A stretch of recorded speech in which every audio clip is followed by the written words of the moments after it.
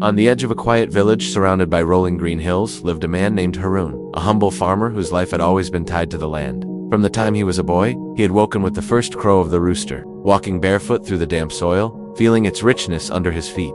The earth gave him wheat, corn, potatoes, and vegetables, and in return he gave it his patience, sweat, and care. For years Haroon worked only as a farmer, selling his crops in the village market once a week, often bargaining with traders who paid him less than his hard work deserved. But as time passed, he realized that the middlemen earned more than the farmer himself.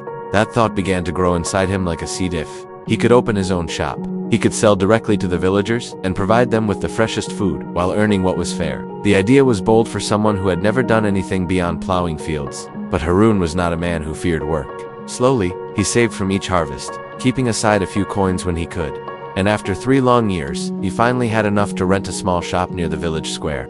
The building was old, with cracked walls and a wooden roof that creaked whenever the wind blew. But to Haroon, it was a palace. He painted the door bright green, polished the windows, and set up wooden shelves that he built himself. On the day the shop opened, he carried baskets of fresh vegetables, sacks of wheat, jars of honey, and even some homemade butter churned by his wife Aisha. He named the shop the Farmer's Basket, and although the letters on the sign were painted unevenly by his own hand, they carried a pride deeper than gold. At first the villagers were curious but cautious. They were used to the large traders who shouted prices in the market and offered goods that looked polished, even if they were old. Haroon's produce was different. It was not packed in shiny wrappers, but it smelled of the soil and looked as though it had been picked that very morning, which in truth it had. His carrots were crooked but sweet, his tomatoes plump with juice, and his wheat ground into flour that carried the fragrance of fresh fields. Slowly, people began to notice the difference. Mothers came for vegetables that stayed fresh longer, children came for the honey that dripped golden like sunlight, and elders came because they trusted Haroon's honesty. He never lied about weight, never raised prices unfairly, and often added an extra apple or onion in a customer's basket with a smile. But success was not without struggle. The traders who once bought Haroon's harvest grew angry, for his shop meant fewer people came to them. They spread rumors that his goods were too simple, that his honey was impure, or that his flour had stones. Some even tried to frighten him at night, banging on the shutters of his shop or leaving spoiled vegetables at his door.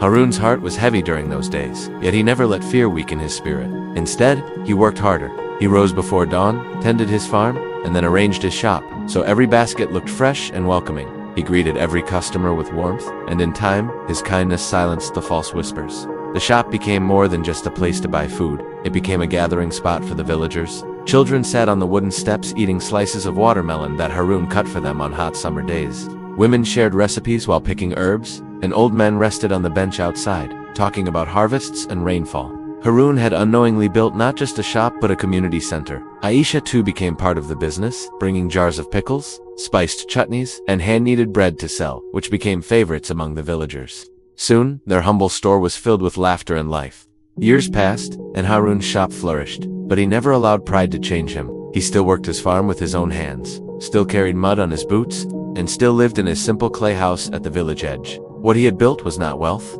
but trust, and he guarded that trust more carefully than gold. When poor families came with little money, he gave them food on credit, or sometimes for free, saying, "The land feeds us all, and no one should sleep hungry." There were months when this generosity left his pockets nearly empty, but somehow the kindness always returned through a neighbor's help. A good harvest, or a blessing whispered by a grateful mother. One year, however, the rains betrayed the land. The sky remained dry, the fields cracked, and the river that watered Haroon's farm shrank into a thin stream. Crops withered, animals grew weak, and fear gripped the village. Traders raised their prices cruelly, but Haroon could not bear to do the same. His shop shelves began to look emptier each week, and yet he continued to share whatever little he had. Villagers whispered that his shop would not survive the drought, but Haroon did not close his doors. He sat each day by the counter, waiting with patience, even if only a few potatoes or jars of honey were left to sell. Then one evening, something remarkable happened.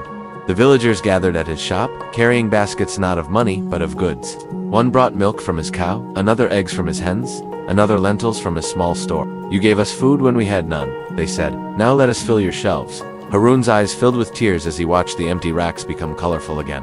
For the first time, his shop carried not only his farm's harvest, but the heart of the whole village. It was no longer just the farmer's basket, it had become the people's basket. The drought eventually ended, and rains returned to kiss the soil. The fields turned green again, and Haroon's farm blossomed with life. But the memory of that unity remained stronger than any season. His shop now carried a little of everything. Wheat from his land, milk from his neighbor's cow, herbs from another's garden, and even handmade crafts from village children. People came not only to buy, but to share. And Harun smiled to see that the seed he once planted had grown into something far greater than he imagined. In the quiet of the evenings, when the shop's shutters were closed, and the village lay under a blanket of stars, Harun would sit outside with Aisha sipping tea. He often thought about how life had led him from being just a farmer to being a shopkeeper, and then to being something Mara, guardian of trust, a keeper of community, and a reminder that honest work, though slow like a seed, always bears fruit in the end. He knew his shop might never make him rich, but he also knew riches could never compare to the sight of children laughing on his steps, or the warmth of a villager pressing his hand in gratitude.